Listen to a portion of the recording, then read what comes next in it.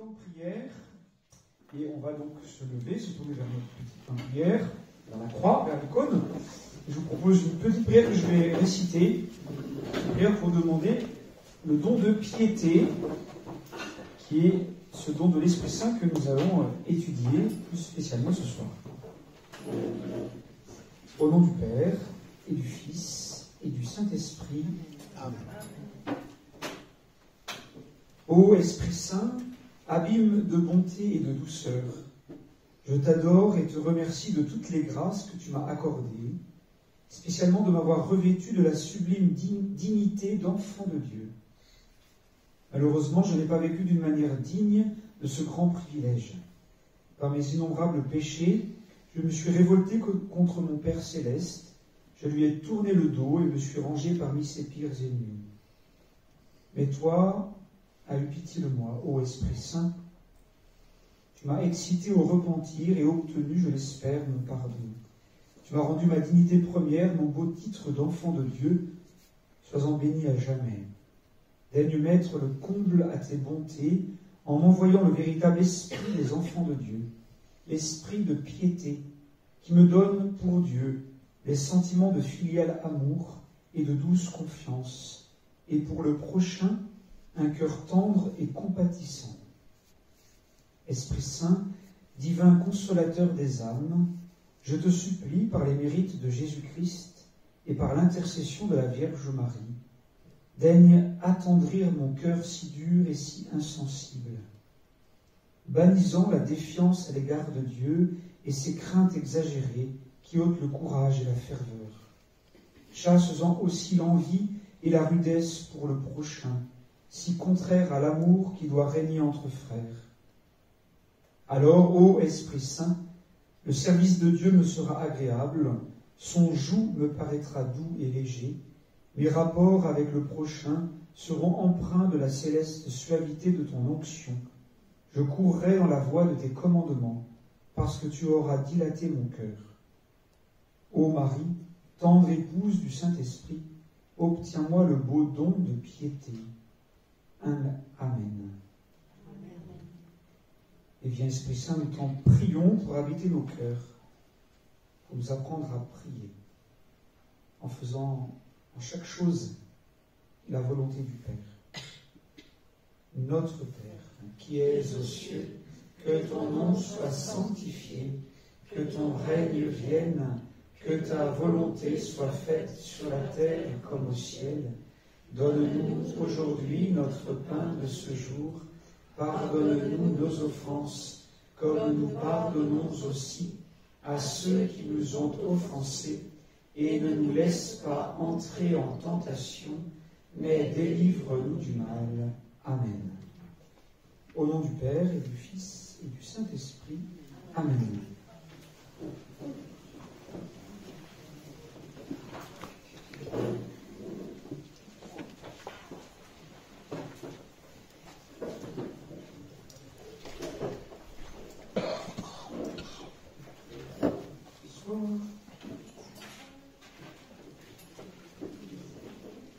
Bienvenue. Alors, nous reprenons nos petites soirées de formation.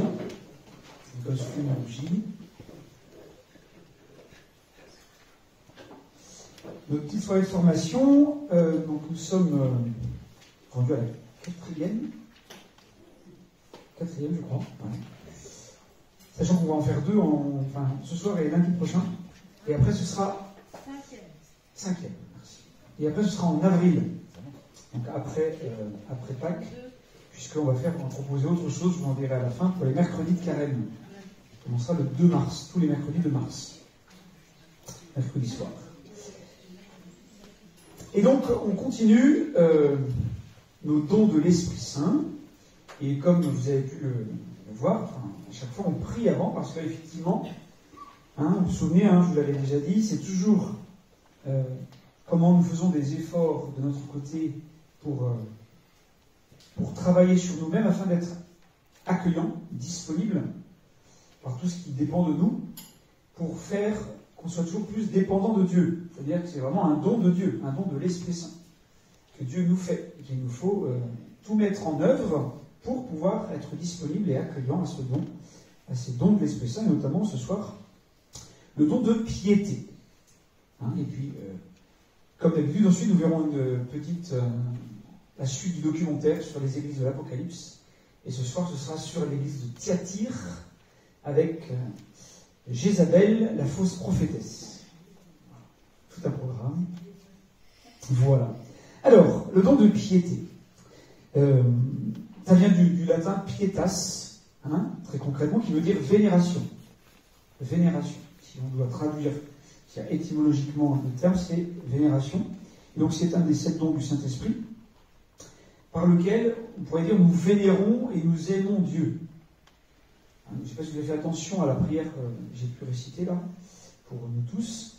Il y a des choses qui vont revenir. C'est important d'être enfant de Dieu. Alors une juste relation avec Dieu, notre Créateur, et notre Père. Je vais revenir, je vais développer tout ça. Et donc ce don de piété, vraiment, est le reflet de notre relation personnelle avec Dieu. Donc il est fait d'affection, de respect, de décision. Et donc dans la Bible, la piété biblique, pourrait-on dire, signifie vraiment honorer Dieu. Honorer Dieu. La juste attitude d'adoration. Alors des fois, je vais peut-être me répéter, parce que je ne sais plus ce que j'ai dit. Bref. Vous savez qu'on n'adore que Dieu. Ça, vous savez. On n'adore que Dieu. Et la semaine dernière, on avait les reliques de Sainte Bernadette. Et on ne va pas adorer des reliques, on va vénérer des reliques. Comme on va adorer la croix. On va vénérer la croix. On va vénérer les reliques. On va vénérer un saint. Vous voyez, c'est pas du même niveau que l'adoration qui est Dieu seul. On adore que Dieu seul. Et on vénère des saints, la croix, qui vont nous conduire vers la juste et vraie adoration, qui fait partie de ce don de piété. L'adoration, honorer Dieu de tout son cœur, de toute son âme, voilà, de toute sa pensée, de tout son esprit. Et ça va se manifester, cette piété, elle va se manifester par des gestes, par une ferveur, etc. On va devoir agrandir. On va prendre l'amphithéâtre de Sainte-Ursule. Il y a Kevin qui arrive, donc 2. Voilà. Reste Agnès. Voilà. Et de fait, en latin, c'est ça, et en grec, quand j'ai vu ça, ça m'a intéressé, parce que quelqu'un qui a de la piété, c'est Eusébia, en grec. Eusébia. Est-ce que vous connaissez des Eusébia, ça vous dit quelque chose? Pas du tout. Vous ne connaissez pas Eusèbe de Césarée? Eusèbe de Césarée, c'est le premier historien de l'Église. Voilà. Eusèbe de Césarée, qui était, d'ailleurs, il n'est pas saint, parce qu'il a eu quelques soucis avec le pouvoir, un peu trop proche, mais c'est le premier historien de l'Église, et grâce à lui, grâce à ses histoires ecclésiastiques, on a une trace incroyable sur l'Église. Il était aussi théologien. Alors justement, la piété, le don de piété, c'est vraiment un attachement à Dieu de toute son âme, voilà, toute sa force, toute sa pensée. Peut-être qu'il y a un passage d'un psaume qui pourrait nous aider à bien comprendre, c'est le psaume 42, au verset 1 et 2. Comme une biche soupire après des courants d'eau, ainsi mon âme soupire après toi, ô Dieu. Mon âme a soif de Dieu, le Dieu vivant. Quand irai-je et paraîtrai-je devant la face de Dieu? Voilà. Et donc, la piété en soi, ça ne s'invente pas. Je vais revenir un peu plus dans les détails. Mais c'est vraiment par la foi en Jésus-Christ. C'est par la foi en Jésus-Christ, encore et toujours, qu'on va recevoir le don de l'Esprit Saint, notamment ce don de piété. Et donc, elle peut venir aussi que par une vie vertueuse, comme je vous l'ai dit, quand on mène le combat spirituel, quand on fait des efforts pour ouvrir son cœur et pouvoir avoir une attitude d'accueil. Et justement, il y a Saint Paul dans la première lettre à Timothée, au chapitre 6, verset 6, donc 1 Timothée 6, 6, qui dit « C'est en effet une grande source de gain que la piété, avec le contentement. » Source de gain pour connaître Dieu et vivre selon Dieu. Toujours. Alors, comme d'habitude à peu près, je vais vous citer un peu la catéchèse du pape François sur les dons de l'Esprit Saint qui sont très bien faites. Et puis après, je vais rentrer un peu plus en détail en reprenant quelques éléments un peu plus précis. Et donc, quand je vous cite, quand il parle de don de piété, le pape il dit ceci.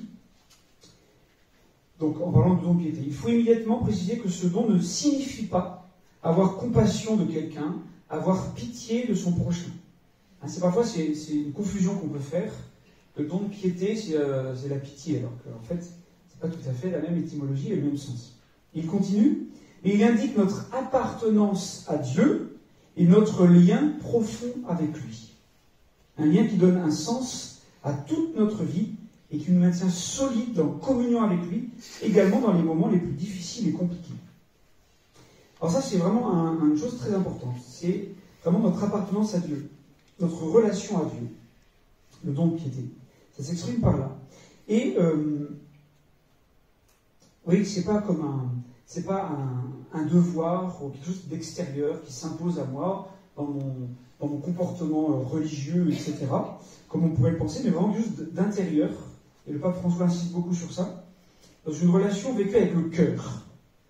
Et ça, c'est une originalité très chrétienne, chers amis. Je fais un petit excursus. La religion, c'est pas la foi. La religion, c'est pas la foi. Nous, notre foi chrétienne a un lien religieux, et le sens, le mot religion, ça peut avoir deux étymologies, deux sens. C'est relier ou relire, le sens du mot religion.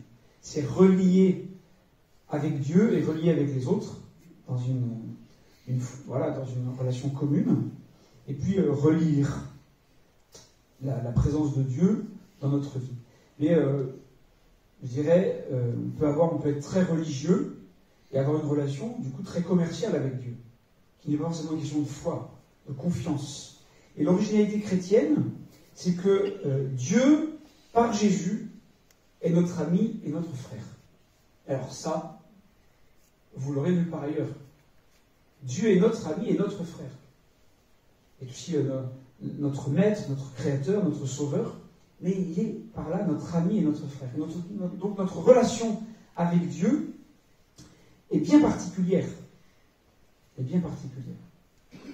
Et c'est Jésus, justement, qui va nous donner d'entrer dans une relation totalement nouvelle, véritable avec Dieu, en vivant cette expérience d'être fils adoptif de Dieu, enfant adoptif de Dieu, que Dieu est notre Père.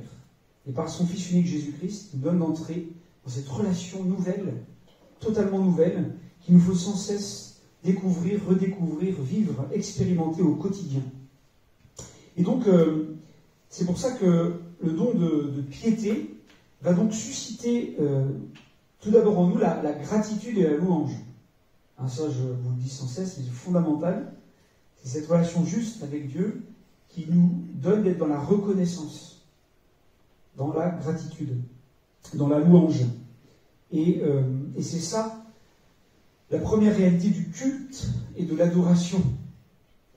Et donc, vous voyez bien qu'il y a une attitude de gratuité qui est essentielle. J'ai pu en parler peut-être déjà, je ne sais plus, mais quand vous allez en Inde, vous voyez donc toutes les religions, c'est une relation très commerciale avec Dieu. Le dieu le plus prié parmi les 33 millions de dieux des hindous, c'est Ganesh, la tête d'éléphant.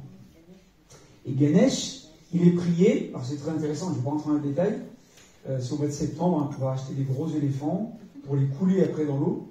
Les éléphants ont été peints, alors ça pollue toutes les eaux, donc c'est pas très grave. Et on le prie parce que c'est le dieu du succès, de la réussite. Et donc, je te donne ça, tu me donnes ça. Voilà, je te donne ça, tu me donnes ça. Et vous voyez bien que nous, chrétiens, on peut parfois, quand même, être tentés et vivre dans une attitude comme ça avec Dieu. Alors que la première attitude du vrai culte rendu à Dieu, c'est la gratuité. C'est la louange, c'est la gratitude. On loue Dieu, on prie Dieu, sans rien attendre en retour, juste parce que Dieu est Dieu. Et ça, c'est essentiel. Et c'est un combat, parce que c'est pas évident. Quand ça va bien, ça va, c'est facile. Quand c'est compliqué, louer Dieu, ça gratte un peu. Hein, ça gratte un peu. C'est normal, mais c'est là que c'est le plus important, je dirais. C'est là la clé. C'est là que tout se joue, à ce moment-là. Donc, vous voyez bien que on a la nécessité nous comme chrétiens, de vivre d'un authentique esprit religieux, chrétien, pour vivre cette proximité filiale avec Dieu, comme un enfant, véritablement. Et donc, avec cette capacité à pouvoir prier avec amour, avec simplicité, qui est propre aux humbles de cœur. Aux humbles de cœur, c'est propre à ceux qui vivent de cette vertu de l'humilité. Et puis la deuxième chose importante, et c'est ce que dit Jésus dans les évangiles, c'est que cette juste adoration rendue à Dieu, ce juste culte rendu à notre Dieu, qui est notre Père et qui par Jésus est aussi notre frère, eh bien, nous pousse à vivre avec les autres enfants de Dieu comme nos frères et sœurs, et donc à vivre un amour pour le prochain qui soit équivalent, qui soit dans la même ligne que l'amour pour Dieu.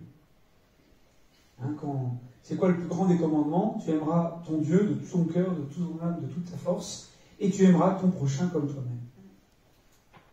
Et donc, et ça c'est fondamental. C'est fondamental. Alors, c'est l'amour de Dieu qui va nous aider à aimer vraiment nos frères. Donc il y a quand même une hiérarchie, mais ça va ensemble. Et si tu n'aimes pas ton frère que tu vois, comment peux-tu aimer Dieu que tu ne vois pas? Donc il y a cette nécessité dans le don de piété d'une cohérence de vie. D'une cohérence de vie. Alors on sait bien qu'on est tous des incohérents, puisque c'est une tension, c'est un chemin pour vivre de cette cohérence de vie, d'aimer Dieu et d'aimer notre prochain. Et il faut y tendre, il faut y travailler. Et c'est fondamental de l'avoir en tête, véritablement, pour vivre ce don de piété de manière juste, de manière chrétienne. Vraiment. D'accord? Et le pape François insiste beaucoup sur fondamentalement ces deux dimensions. Et moi j'aime bien donner un petit exemple pour bien, je sais que les enfants ont capté, mais vous voyez la croix, il y a deux dimensions, il y a la dimension verticale d'aimer Dieu, et la dimension horizontale d'aimer son prochain. Et au milieu, il y a Jésus, qui est vrai Dieu et vrai homme, et c'est Jésus qui, regardant vers le ciel, nous montre qui est Dieu notre Père, et qui tend ses mains percées, transpercées, pour aimer nos frères et sœurs. Et c'est par le Christ, au cœur de toute chose, qui nous donne d'aimer Dieu en vérité et d'aimer nos frères et sœurs. Donc tout passe par Jésus. C'est assez simple. Tout passe par Jésus. Alors justement, pour rentrer un peu plus en redisant des choses, mais en les précisant, c'est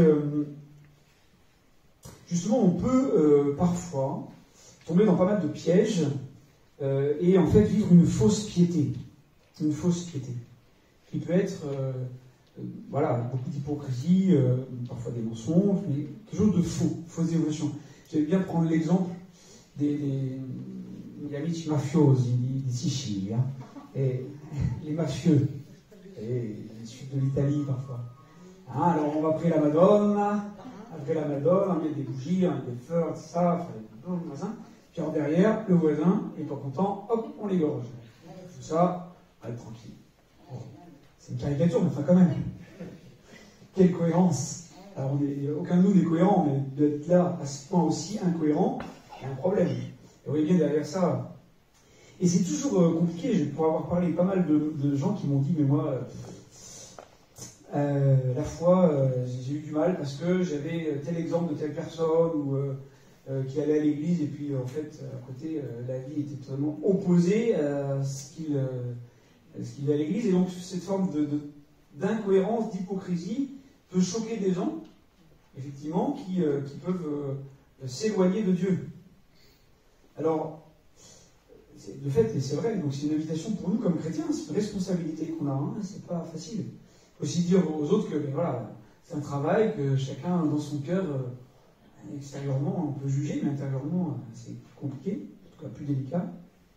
En tout cas, c'est une invitation pour nous à faire attention aux fausses piétés.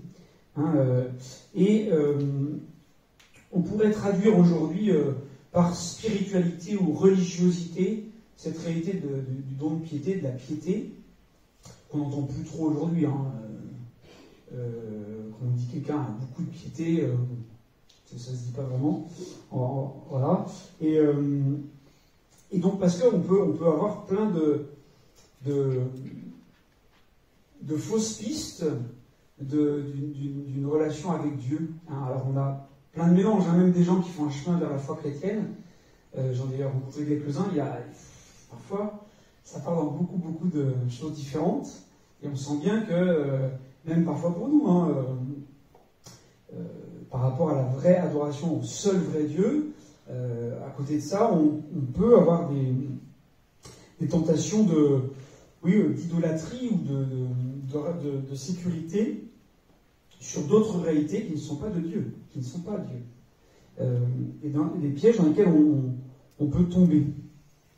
Et donc, il faut faire attention à cette vraie piété, à cultiver cette vraie piété, cette vraie adoration par rapport au Seigneur. Et de ne pas donc tomber dans les pièges. C'est important de voir que tous les hommes sont religieux, au final. Je ne sais pas, c'était Jean-Claude Guilbault, là, qui était journaliste, qui était redevenu chrétien, qui avait écrit un livre qui s'appelle La force de conviction. Je ne sais pas si vous aviez lu ça il y a peut-être 15 ans. Et c'est assez intéressant, son regard, qui était journaliste, qui était redevenu chrétien, et qui disait, en fait, notre société sécularisée a envoyé la religion chrétienne et tout ça par la porte, et tout est revenu par la fenêtre, mais alors de manière... la voyance, les rebouteux, les jeux de cartes, l'horoscope, et j'en passe. Parce que fondamentalement, les gens, ils sont religieux.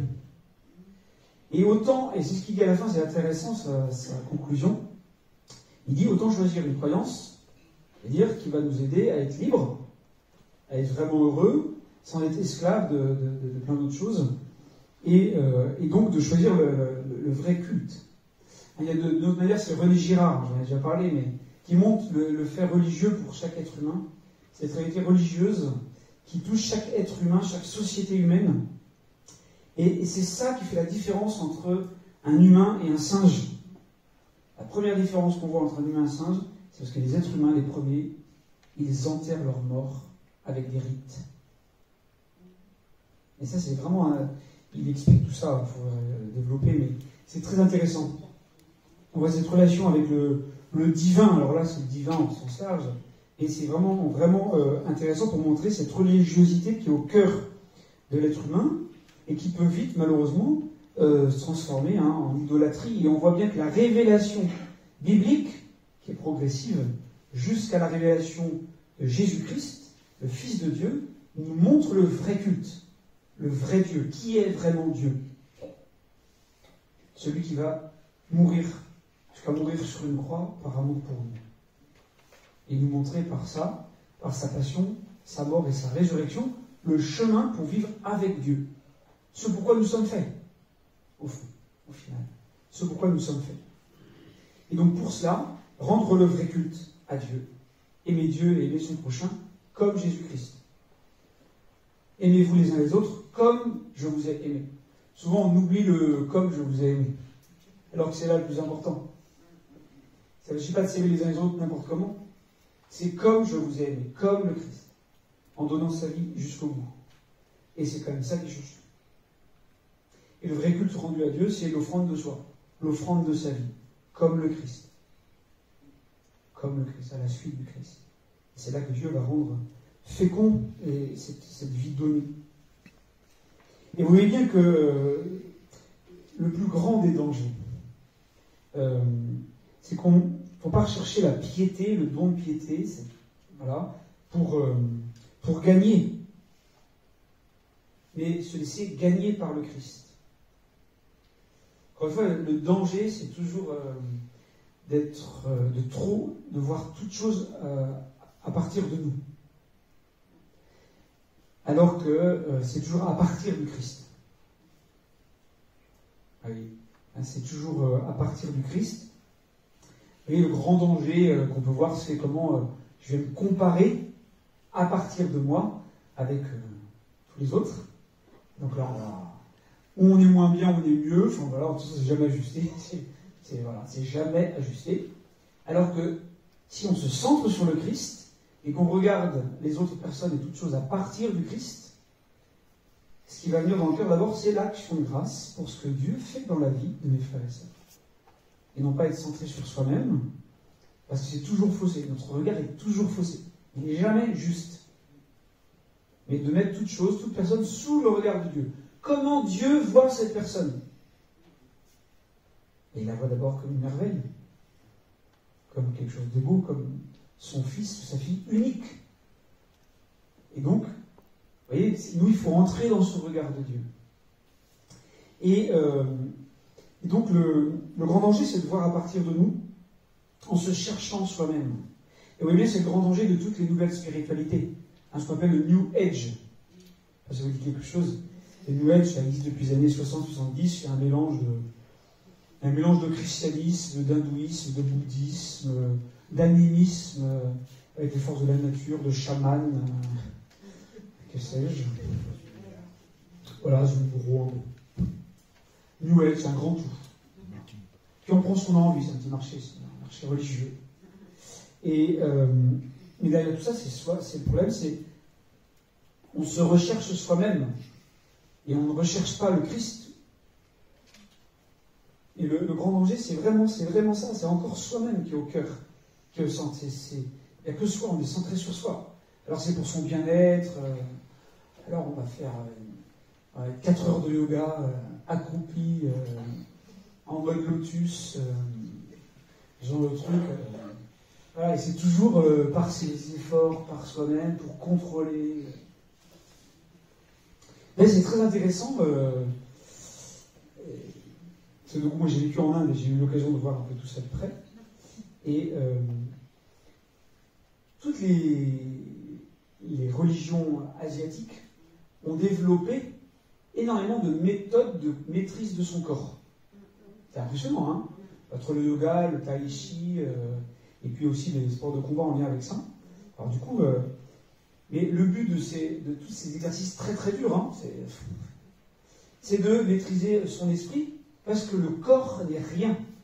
Dans toutes ces religions asiatiques, le corps n'est rien. Le corps, la matière, est appelée à disparaître. C'est négatif. C'est négatif. Il n'y a que l'esprit qui doit, pour les hindous, et comme les bouddhistes, après les réincarnations. La réincarnation, c'est une malédiction. Hein. Ça, on l'oublie souvent, parce que les occidentaux, ouais, trop bien, réincarnation, plusieurs vies. On va dire ça à un hindou. La réincarnation, c'est une malédiction. Sauf pour se réincarner dans quelque chose de mieux en vue du nirvana. Du grand tout, le grand divin, c'est un grand tout. Mais la matière, ce qui est corporel, est négatif. C'est mauvais.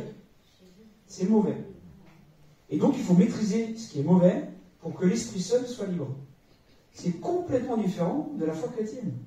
Et la foi chrétienne, là-dessus, elle est complètement révolutionnaire, parce qu'elle croit en la résurrection de la chair, croit en l'unité du corps, de l'âme et de l'esprit. Et donc, la matière n'est pas mauvaise. Elle est blessée, donc il faut un peu la discipliner, d'où le carême qui vont en Dieu. Elle est, voilà, il faut la discipliner, mais il y a une unité du corps, de l'âme et de l'esprit. Et ça, c'est essentiel. Et, alors c'est un petit cursus, je ne sais pas pourquoi je vous dis ça, mais je ne me souviens plus. Mais, voilà, le but, c'est de ne pas être centré sur soi-même, de se décentrer de soi. Et c'est le grand danger de la vie spirituelle. Le péché le plus grave qu'on peut faire, ce qui peut vraiment nous... C'est le péché de Satan, hein, c'est l'orgueil spirituel. L'orgueil spirituel. C'est ça qui est... C'est l'orgueil un peu des pharisiens, vous voyez. Je fais tout bien.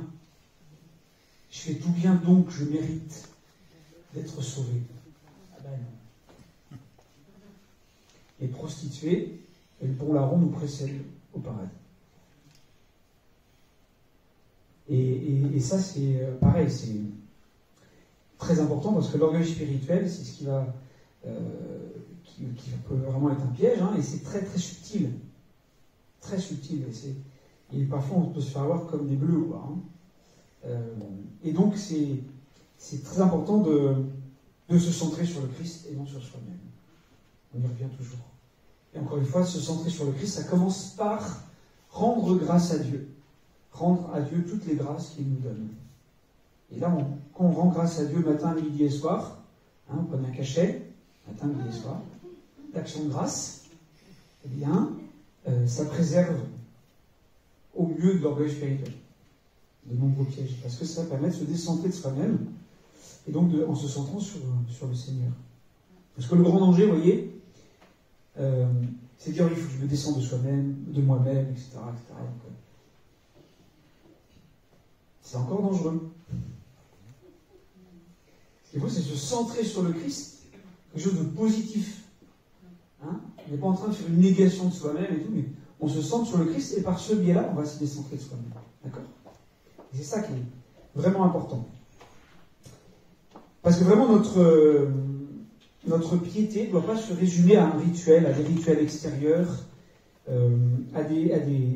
La foi chrétienne, c'est pas d'abord des dévotions. La dévotion est importante. Mais c'est un moyen, c'est pas un but, pas un absolu. Ça nous aide à nous concentrer, ça nous aide à être disponible, à être accueillant. Mais la piété ne se résume pas, ne se limite pas à ces dévotions extérieures, à ces rituels, à ces rites. Même si, encore une fois, c'est vraiment important, mais ça ne se résume pas à ça. Il faut bien se le dire et le redire pour avoir ça en tête. Alors, une petite citation de saint Paul, toujours en Timothée, 1 Timothée 3, versets 15 et 16, que je vous dis, il y a un passage important, très beau. Tu sauras ainsi, alors c'est Paul qui parle à Timothée, tu sauras ainsi comment il faut se conduire dans la maison de Dieu, qui est l'église du Dieu vivant, la colonne et l'appui de la vérité. Et il faut avouer que le mystère de la piété est grand. Celui qui a été manifesté en chair, justifié en esprit et est apparu aux anges, a été prêché parmi les nations, a été cru dans le monde, a été élevé dans la gloire. Alors, le mystère de la piété est grand. Alors, le mystère de la foi en Jésus est grand, nous dépasse. Saint Paul, qui le reconnaît, mais qui le dit. Et donc, il montre en fait là, Saint Paul, de cette manière-là, que la piété, ça ne se résume pas à une question de pratique, de rite, mais vraiment, c'est la foi en celui qui est la source de tous ses fruits. Le Christ, vraiment, le Christ Jésus, qui est vraiment le seul médiateur pour une relation juste entre l'homme et Dieu. Vraiment, tout passe par le Christ, véritablement. Et donc, si, comme dit saint Paul, cette piété est un mystère, et bien c'est un mystère qui nous a été révélé. Qui nous a été révélé par le Christ.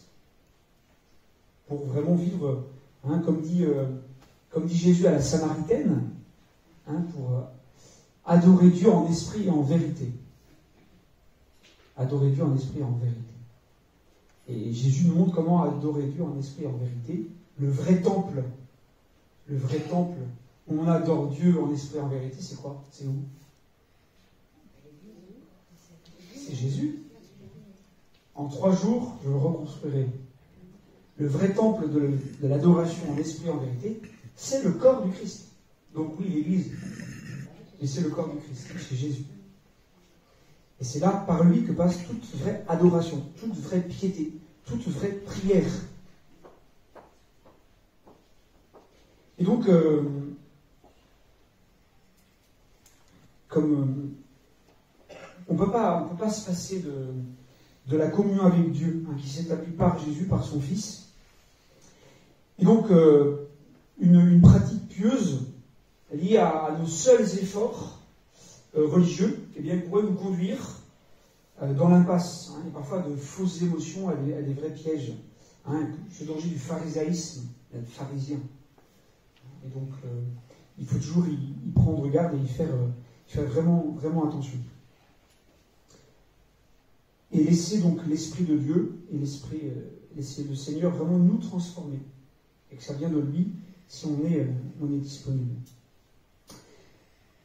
Alors, pour donner quelques petits repères avant de terminer, justement, alors je vais passer de l'Ancien Testament, mais si on s'arrête un peu dans le Nouveau Testament, on voit que, bien sûr, Jésus lui-même se retire seul pour prier. Une des nuits entières ou très tôt à l'aube le matin. Et cela jusqu'à la fin. Gethsémani, le jardin des Oliviers, où vraiment Jésus prit son Père et puis sur la croix. Donc jusqu'au bout, Jésus il prie. Il est en communion avec son Père. Il est en relation avec son Père. Et puis il nous apprend à prier, puisque la prière par excellence, c'est Jésus lui-même qui nous a donné les mots, le Notre Père.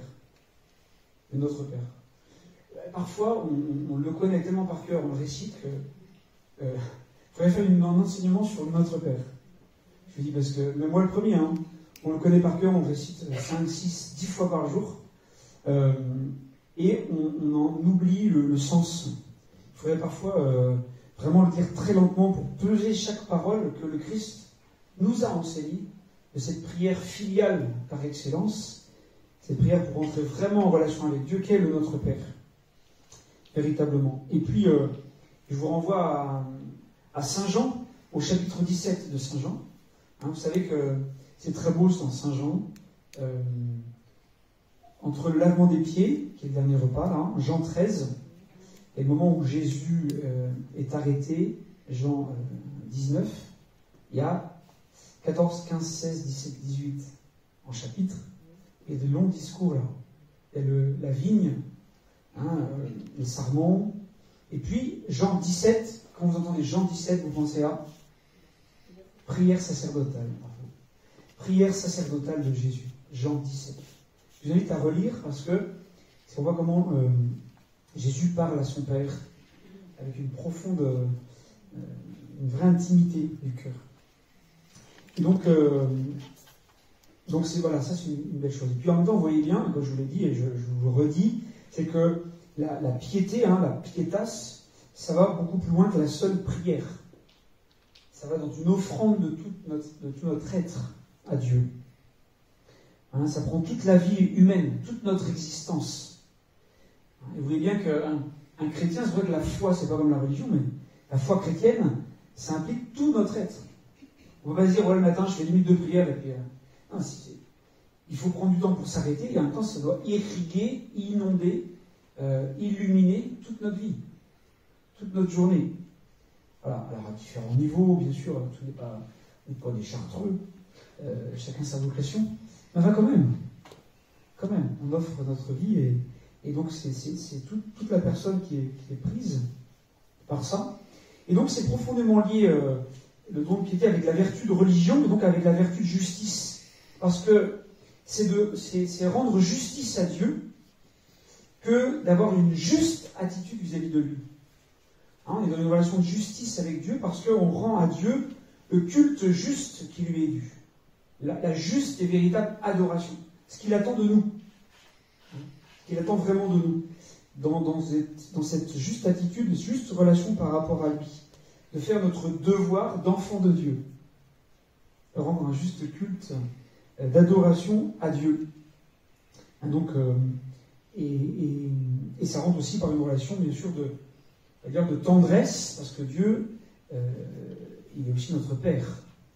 Vous voyez, tout doit s'équilibrer. Et donc, on pourrait dire qu'il y a deux petits niveaux, avant de terminer. Il y a un niveau naturel dans la piété, on pourrait dire une piété naturelle, on pourrait dire, qui, on va dire, concerne tous les devoirs d'un inférieur vis-à-vis de son supérieur. Donc dans cette réalité de justice, tout ce qu'il y a à faire dans la reconnaissance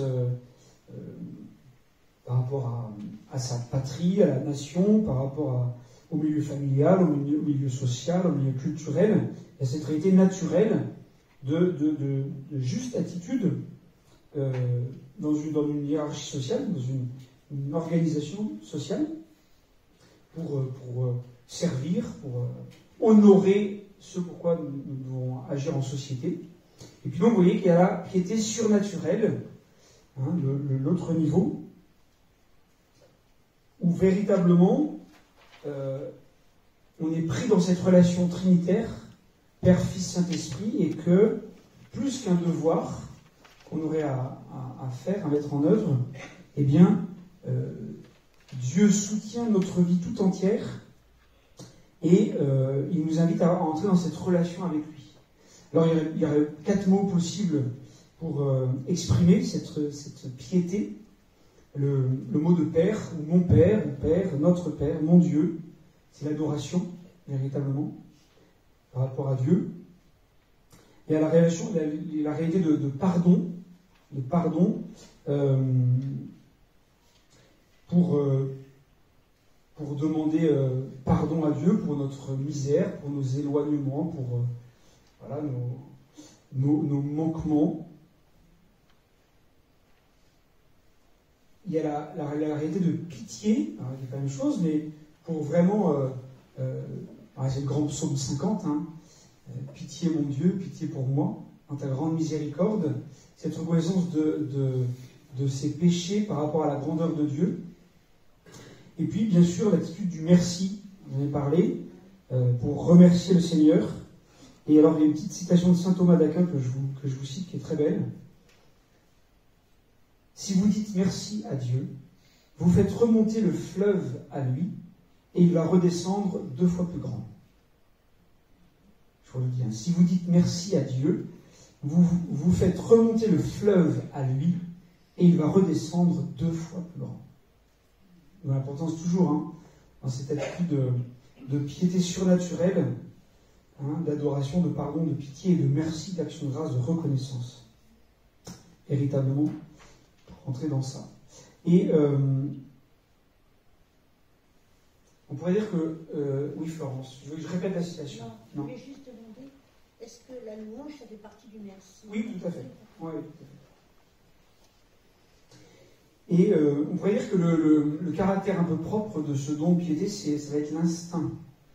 L'instinct dans le sens où, de par cette relation avec Dieu, de par cette attitude d'adoration, on va être beaucoup plus disponible aux motions de l'esprit dans plein de moments de notre vie, pour par instinct, comme une motion interne, un peu personnelle, intérieure, on va être en contact, en relation avec le Seigneur. Vous avez peut-être déjà vécu ça à plusieurs reprises, vous en est arrivé parfois de sentir comment le Seigneur il dit c'est là qu'il faut faire ça.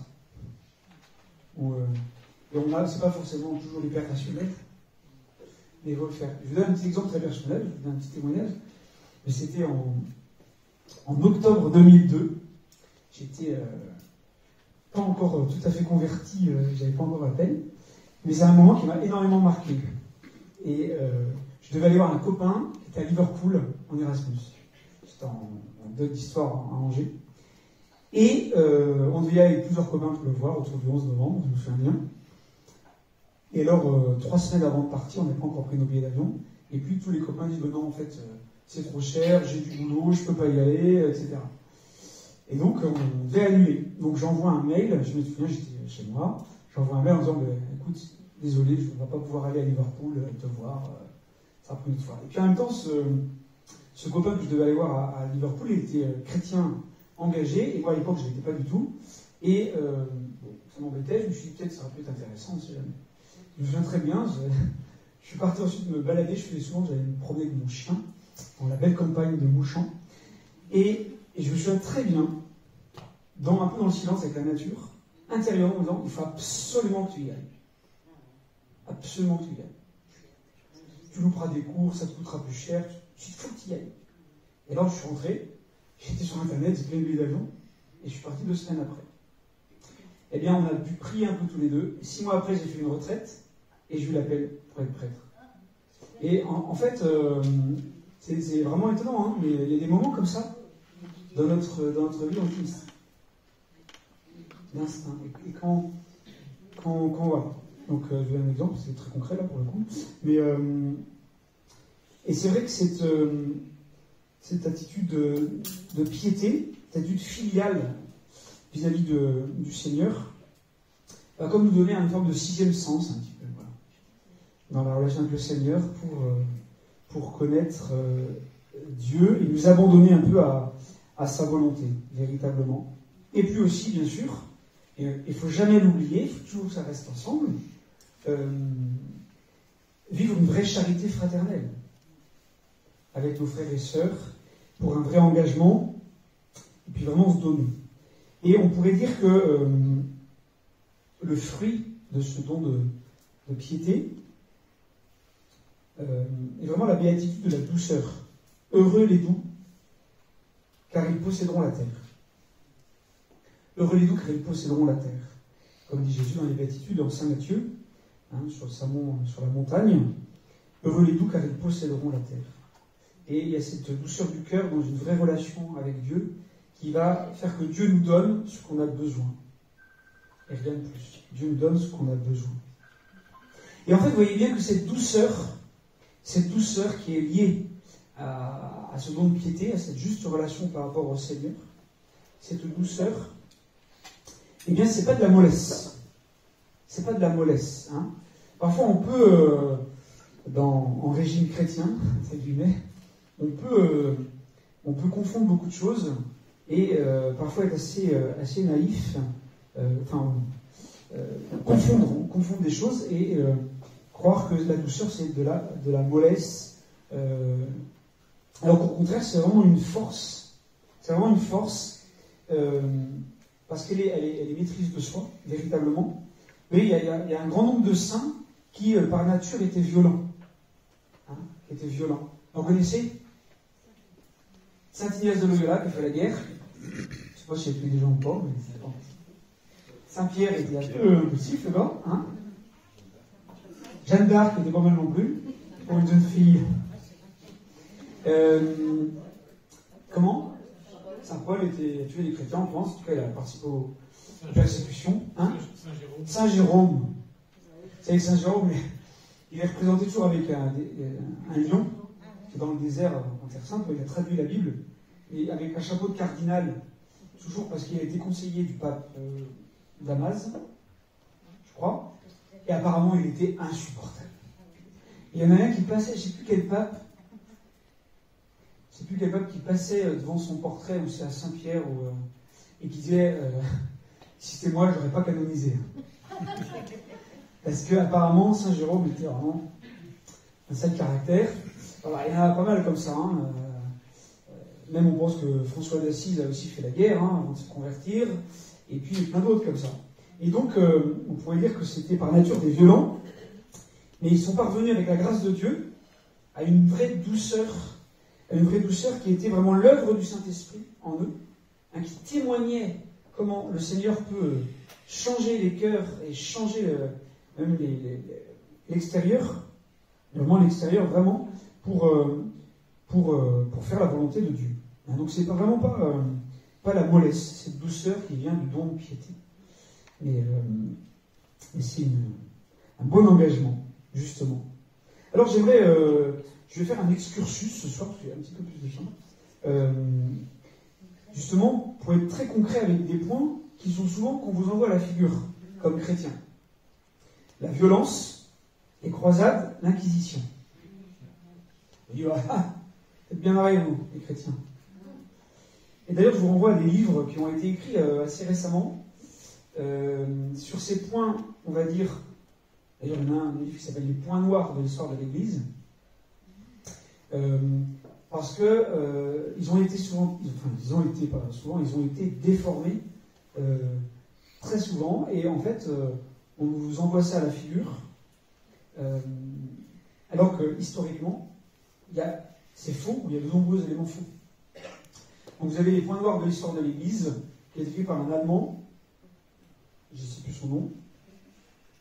Vous avez l'Église en procès, et ça c'est Jean Sévilla qui a coordonné un travail groupé. Et le christianisme en procès également.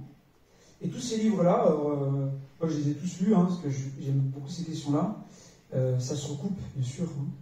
Il y a Galilée, il y a Pie XII et les Juifs, tous ces trucs qu'on nous renvoie à chaque fois. Et qui parfois on est un peu dépourvus. Je ne sais pas vous, mais... Donc tout l'intérêt de se former. Alors si j'ai le temps un jour, je ferai une série à plusieurs voix, ça serait intéressant. Pas que moi qui parle, il y a d'autres historiens brillants dans cette assemblée. Et c'est intéressant d'avoir des éléments là-dessus.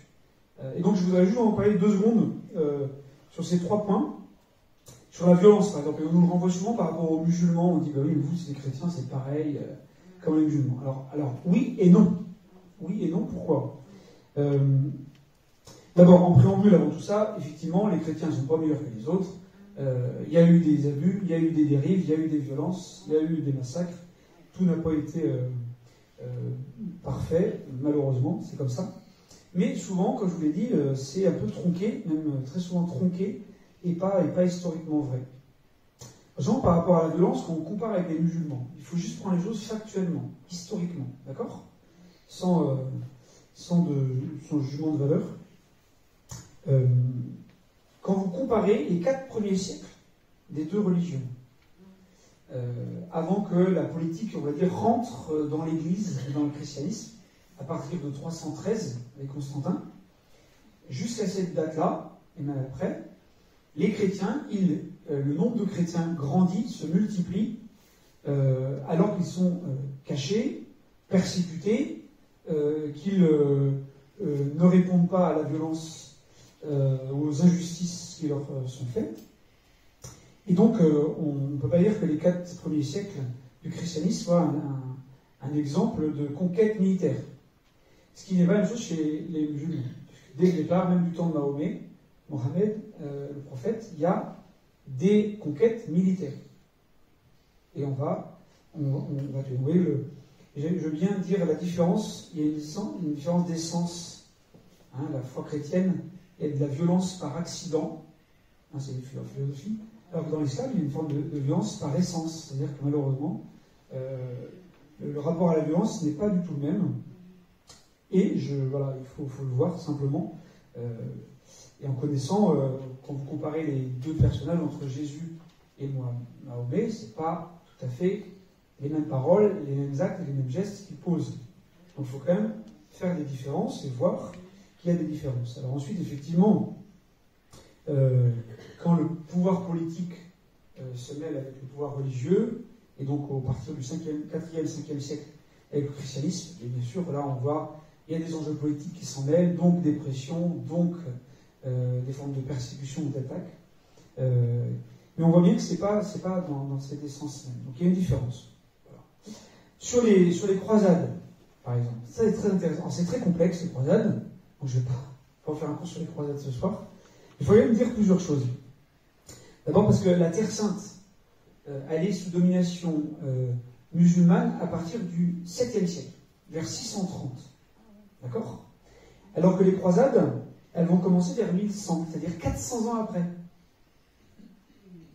Donc, c'est pas... Et entre les deux, il y a comme eu Charlemagne, il y a eu des pouvoirs chrétiens qui ont été très forts, et qui auraient pu se dire, bon, on va aller combattre les musulmans qui ont conquis la Terre Sainte, ce qui n'a pas été le cas.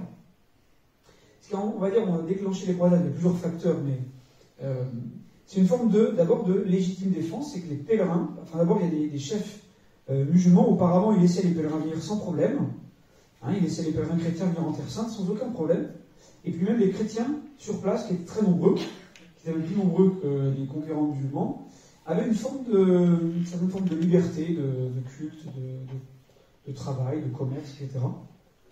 Il y avait un Saint Jean de Damas, par exemple, il faut absolument lire Saint Jean de Damas, Saint Jean Damascène, qui était donc chrétien, il est devenu saint, et il travaillait pour l'autorité musulmane, dans l'administration musulmane de Damas, et qui a écrit un livre d'ailleurs sur l'islam de son regard de cette époque-là, qui est très très intéressant.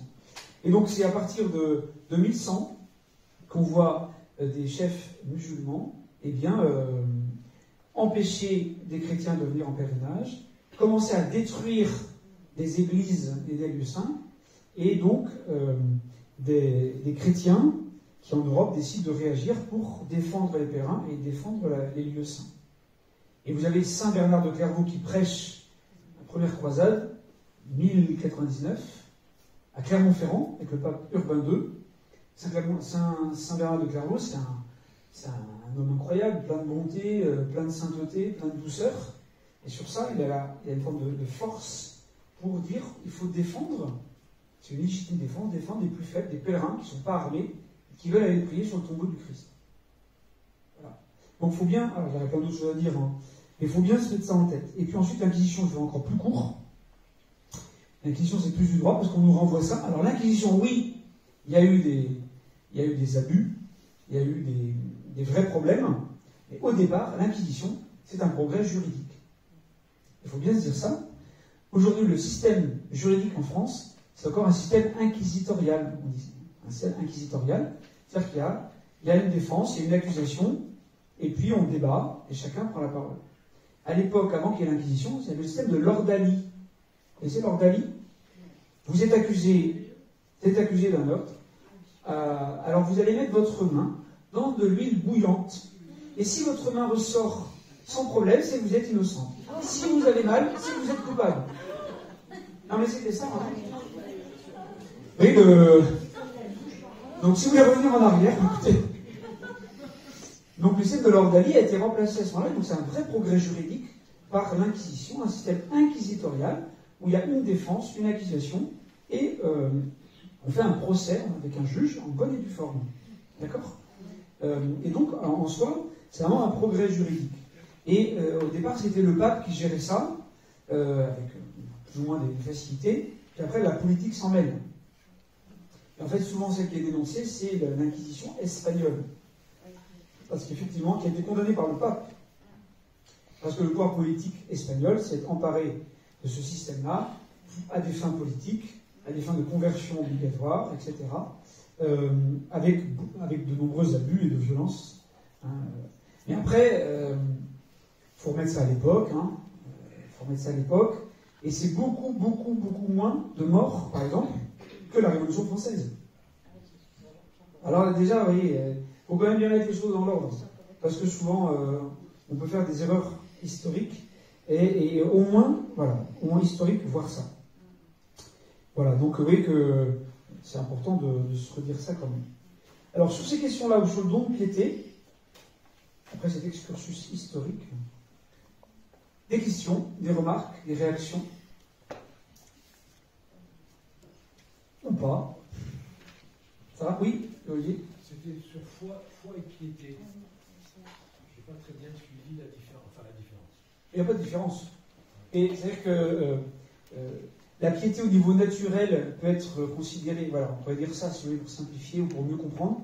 La piété au niveau naturel, elle peut se résumer à une forme de religiosité qui est humaine, qui est essentielle, qu'il faut prendre en compte. Mais pour nous chrétiens, elle ne peut pas se limiter à ça. Elle a nécessité d'une piété surnaturelle qui est là de l'ordre de la foi, parce qu'on entre dans une relation avec Dieu qui n'est pas seulement une relation religieuse, mais qui est une relation de foi, et de foi parce que Dieu est notre Père et que le Christ révèle Dieu comme notre Père, et aussi parce que le Christ est Dieu, comme il est Trinité, alors une révélation trinitaire, que Dieu, en plus d'être notre Père, il est aussi notre frère. Et même avec l'Esprit Saint, il habite en nous, il est notre propre cœur en nous. Et c'est ça qui fait la différence entre une simple religiosité d'ordre naturel qu'on partage avec tous les êtres humains, plus ou moins fortement, ça dépend, et puis un niveau différent par la révélation même de Dieu, parce que nous, le péché, nous a empêchés d'entrer dans une vraie relation par rapport à Dieu, et c'est le Christ qui va nous révéler qui est Dieu, qu'il est Trinité, Père, Fils, Saint-Esprit, et les communions d'amour, et qui nous invite à vivre dans cette communion d'amour profondément, et que du coup, notre relation par rapport à Dieu est totalement nouvelle. Elle change de tout, quasiment. Agnès, ça va? Ouais, Agnès. Est-ce que vous diriez que Saint Joseph, il a vécu une piété de l'Ancien Testament, et après avoir été le Père, le protecteur de Jésus, une piété du Nouveau Testament plus sûrement, mais alors là... Il y a la croisée des deux, mais oui. est-ce que comme fils, il se révèle Père, enfin, le fait d'être fils, justement, être Père, justement Ça, je ne peux pas vous dire. Ça va vous prier beaucoup. Par l'émotion de l'Esprit Saint, vous révélez le cœur, la foi du cœur de Saint Joseph. Mais c'est vrai que les figures de Saint Joseph, comme avec la Vierge Marie, comme les figures aussi de Zacharie et d'Élisabeth ou de Jean-Baptiste, sont des figures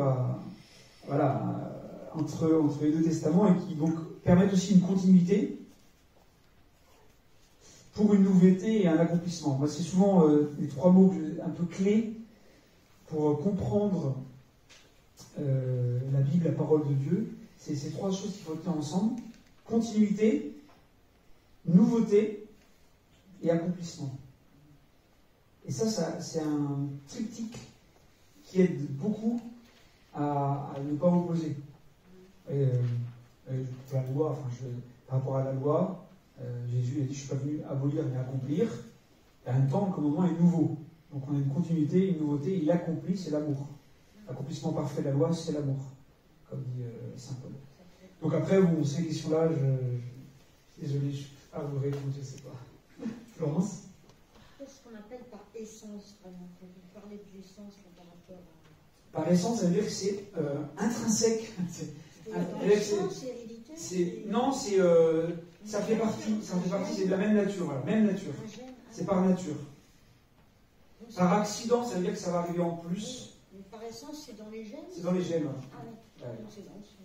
Ben oui, il suffit de lire si c'est par rapport à l'action de l'islam et de la foi chrétienne, il suffit de lire le Coran et connaître la vie de Mahomet pour voir que, en tout cas, la relation à la violence, c'est pas du tout la même. À l'évangile d'hier, aimez vos ennemis, priez pour on a encore du chemin pour le vivre nous-mêmes, et on voit que c'est pas quelque chose qui est habituel, c'est pas une parole qui est dans le Coran ou qui est dans la foi musulmane. Donc il y a des différences. Tout n'est pas équivalent. C'est important aussi de le remarquer. Alors, je fais une parenthèse, mais ceux qui s'intéressent, on le fera à la fin de l'été, le 27 août. Il y a des choses plus importantes. Et le 27 août, il y aura un forum Jésus le Messie à Saint-Ursule, toute la journée, qui est l'annonce de la foi chrétienne à nos frères musulmans. Et c'est très intéressant parce que vous aurez des témoignages, des conférences, des ateliers avec de vrais témoins, des personnes musulmanes converties au christianisme qui viendront donner leur témoignage. Très fort, c'est très beau. Et donc on organise ça sur la paroisse à Luçon, donc à Saint-Ursule, le samedi 27 août. Juste avant la reprise, pour bien la rentrée. Ça va? C'est bon? Bien, et bien écoutez, on va passer au livre de l'Apocalypse.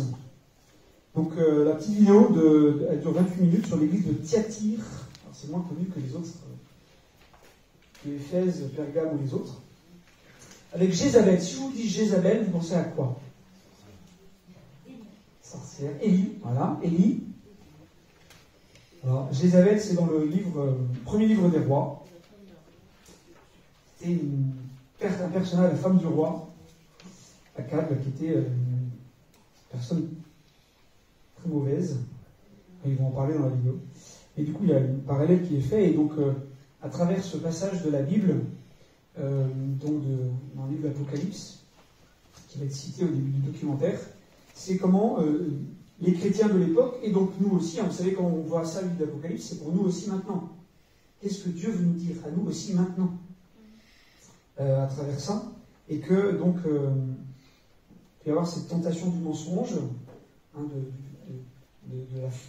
d'être faux prophète, comme Jézabel, et qu'il nous faut vraiment faire le choix du Christ, de la vérité du Christ, de la sainteté du Christ. Et je vous rappelle, le livre de l'Apocalypse, c'est un très beau livre de chrétiens persécutés. Hein, c'est un livre de liturgie, parce qu'on a une description incroyable de la prière commune de ces chrétiens persécutés, et qui mettent toute leur foi, toute leur espérance dans le Christ. Et c'est un magnifique acte de foi, un magnifique acte d'espérance que le livre de l'Apocalypse, et qui choisissent d'être fidèles au combat pour le Christ. Malgré des tentations, malgré des hostilités, malgré des difficultés très fortes. Hein, on entend, en revoyant ce petit documentaire, il y a une phrase qui me revenait de saint François de Sales, que j'aime bien dire, qui disait, saint François de Sales, « Vous serez toujours vainqueur, pourvu que vous vouliez combattre. Vous serez toujours vainqueur, pourvu que vous vouliez combattre. » Ce que Jésus nous demande, ce n'est pas d'être vainqueur, c'est de combattre. C'est lui qui gagne. C'est quand même un grand avantage. Nous, en attendant, il faut quand même combattre. Et prendre les bons moyens pour ça.